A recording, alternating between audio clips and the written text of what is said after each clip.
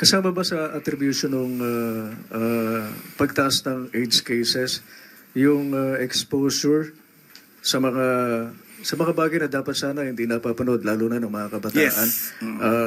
Kasi accessible na sana sa online.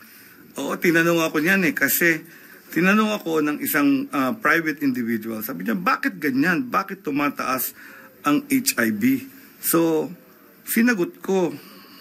Sabi ko, maraming rason. Ang number one, tumaas ang risky behavior.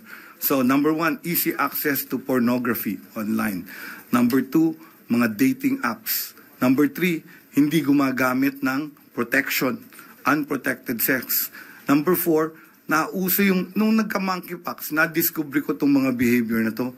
May mga spa na nagpipretend na spa, pero actually brothel sila.